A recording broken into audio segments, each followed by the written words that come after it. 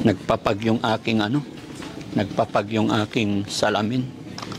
So magandang gabi sa atin lahat mga kababayan, mga kabarangay. Samahan niyo po ako at sa araw na ito, i-update ko po kayo ulit regarding kay Poyi. Hello po.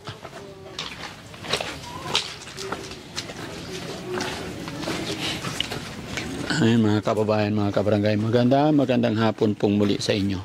Kahit medyo naghahapon na mga kababayan, pumunta ako dito dahil gusto kong maibigay sa inyo, ay maipakita sa inyo kasi actually sa Ados pa sana yung punta namin dito. Kasi ka-text naman namin si Poyi about doon sa check-up niya. Although maraming nagtatanong kumusta na raw yung check-up, kumusta na daw yung namin yung result niya. Pero sabi ng doktor sa Ados pa. Pero mas ninais ko mga kababayan na pumunta dito para siya rin mismo magpaliwanag sa inyo. At isa pa, may bida na naman po tayo sa araw na ito. Sino kaya ang bida natin sa araw na ito mga kababayan? Samahan niyo po ko para malaman ninyo. Siya po ay galing ng Australia.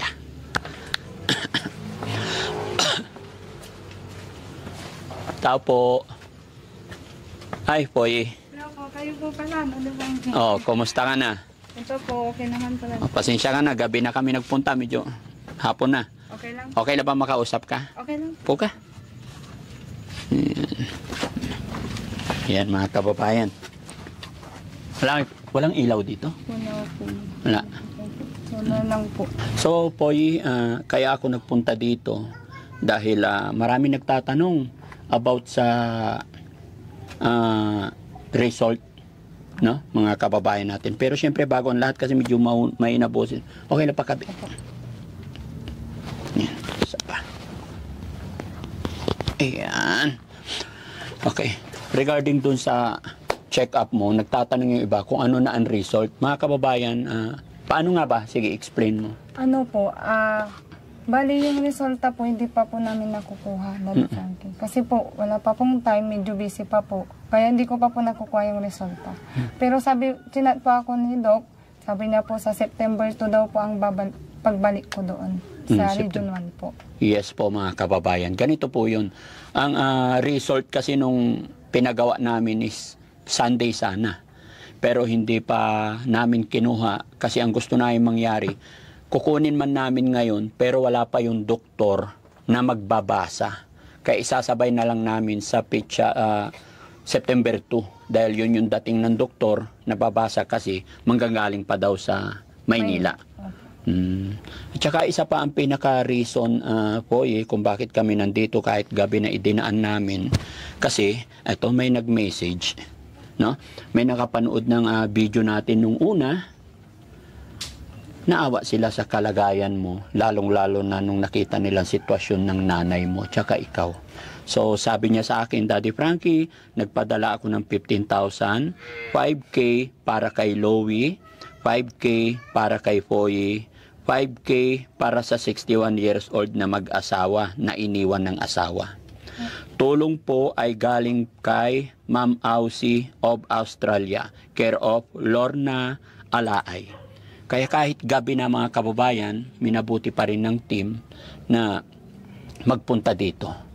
Kasi alam ko naman na nahihirapan sila, alam ko kailangan nila ng pera, lalong-lalo na doon sa tonsil niya, no? Yung Oo, na kailangan niya na panggamot. Although, nagbigay na rin tayo ng tulong pinansyal pambiling gamot, pero alam ko hindi sapat. Dahil ayon sa kanya, kapapasok lang ng kanyang asawa sa trabaho bago pa lang, no? Kaya dinala ko. At saka, kumusta na pala rin yung mga anak mo? Ayun po, pina-check up ko po yung panganay ko, Daddy Frankie, kasi po, nahihilo po siya, nangihina po siya. Pina-check up ko po siya sa hospital. Sabi, pinakuha po yung niya, dugo, tas ihi niya po. Sabi po nung doktor, mataas daw po yung UTI niya, tapos yung hemoglobin niya daw po is mababa. Kaya niresetahan po siya ng antibiotic, Daddy Frankie. Kaya ayun po na problema na naman po ako. Bakit parang sunod-sunod yung sakit ninyo? Ikaw, nanay mo, anak mo? Opo. Hindi ko na po alam yung gagawin ko, Daddy Frankie. Sunod-sunod po yung yung pagsubok sa akin talaga. Oo. Buti alam mo na pagsubok lang yan. Ha? Laban lang, huwag kang bibitaw, no? Opo. Huwag kang mag-alala. Regarding dito sa mata mo, yung sa this coming September 2, sasamahan ka namin. Opo. Hindi ka namin iiwanan basta-basta, okay? Opo. So, yun lang ang purpose ko, yung ibinigay ni Ma'am Osi. Kaya, Ma'am Osi ng Australia, maraming salamat po, ha? Salamat po sa inyo. Dahil pinagkatiwalaan nyo po si Daddy Frankie sa pera na pinaghirapan nyo kahit hindi nyo ako kilalang lubos ay dinaan nyo sa akin yung pagmamahal, tulong ninyo kay Poy. Sana po i-bless pa kayo ni Lord, no? Maraming salamat. Poy, yung kamay mo, bilangin natin. 1, 2, 3, 4, 5, 6, 7, 8, 9, 10. Poy, anong masasabi mo? Nakatanggap ka ng blessing ngayon. Lalong ganun din sa ating mga butihing sponsor. Daddy Frankie, nagpapasalamat po ako unang-una po sa Panginoon. At nagpapasalamat din po ako sa inyo, Daddy Frankie, kasi sobrang kailangan po namin itong pera na po. Sobrang magkakatulong po sa amin, Daddy. Basta laban lang, huwag kang mawala ng pag-asa. Hanggat nandito kami, hanggat kaya ni... Ano yan? Bakit ganyan? May ganyan pa. Ay, asawa mo? Opo.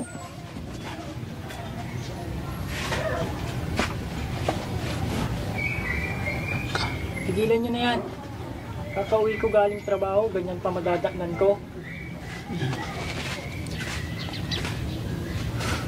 Pasensya na po kayo, Daddy Frankie. Baka po hindi niya lang po siguro naiintindi. Kausapin ko na lang po siya. Sige. Okay na.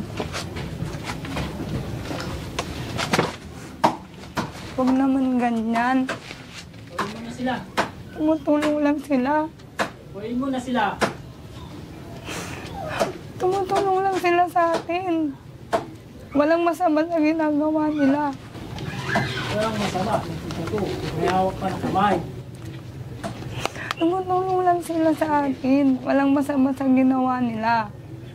Ayaw kong mabulang kaya humingi ng tulong sa kanila. Alisin mo na sila. Huwag naman ganyan. Kausapin mo sila ng ng maganda para at irespeto mo sila. Huwag ganyan. Di ba naipaliwanag ko naman na sa'yo? Alisin mo na sila. Hoy, okay lang, ganito na lang. Pasensya ka na, ano? Opo. Ganito na lang. Pag-usapan nyo na lang mabuti. Hindi ko alam kung anong sasabihin ko dito, guys. Hindi ko alam kung minasama yata ni... Ano pangalan ng asawa mo? David po. Usapin mo na lang ng maayos, Opo, nakausapin ko na lang po na Frankie. Baka hindi niya lang po siguro naintindihan. Papaliwanag ko na lang po yung nangyari. Humingi rin po ako ng pasensya sa inyo. Hindi, okay lang. Sa akin walang problema, naintindihan ko yan. Ako lang yung nag-aalala sa inyo. Sana... Sir, hindi na baka galit eh. No? Ganit. Kausapin mo muna. Opo. Tapos pag napaliwanagan mo, lagi ba kayo nag-aaway? Hindi naman po, Daddy Frankie. Baka siguro seloso lang po talaga siya, Daddy Frankie. Lagi siya nagsiselos. Opo, pag may po kasi. Kaya po siguro, nakita niyo po siguro na nagpasalamat po ako sa inyo, Daddy Frankie. Kaya siguro po hindi po maganda sa paningin niya po. Sana kausapin mo, ha? Explain mo maigi kami. Pumunta lang dito dahil nagpunta ka sa bahay, humingi ng tulong, naawa rin kami, naawa rin yung mga manunood. Pero kung magiging dahilan para mag-away kayo or masira kayo, yan ang hindi ko papayagan. Kaya kausapin mo, kasi pagka ganyan, i-exit na po si Daddy Frankie. Ayaw kung kami yung magiging dahilan. Na? Opo, Daddy. Sige, mag-iingat ka. Kunin ko lang yung mic. Opo, ingat din po kayo, Daddy Frankie. Pasensya na po. Hindi, naiintindihan ko yun. Walang problema. Mga kababayan, mga kabarangay, pasensya na po kayo. Hindi ko alam kung anong sasabihin ko at hindi ko alam kung bakit nagalit bigla yung asawa ni Poy. At yun yung sa unang vlog pa lang, di ba? Sinasabi ko na gusto kong makausap. Sa unang vlog pa lang, gusto ko kasama rin siya nung ipina-check up ka namin. Dahil ayaw ko na may mga ganitong mangyayari. Ito yung kinakatakot ko. Kaya lang, syempre, sabi mo, kailangan mo pa-check up. Pero alam naman siguro ng asawa mo, nung pina-check up ka namin, kasama yung babaeng kaibigan mo na para relatives nyo pa yata. In-explain ko rin po sa kanya. Pinaliwanag mo rin. Pinaliwanag ko na rin po sa kanya. Baka po siguro hindi niya lang po talaga naintindihan. Kakausapin ko na lang po. Sige ha? Opo. Kasi hindi na ako babalik dito kung gano'n sinabi ko, kung mag-aaway lang din kayo. Opo. Okay, sige na, alis na kami. Sige. Salamat, tara mga kababayan, alis na tayo. Tara na.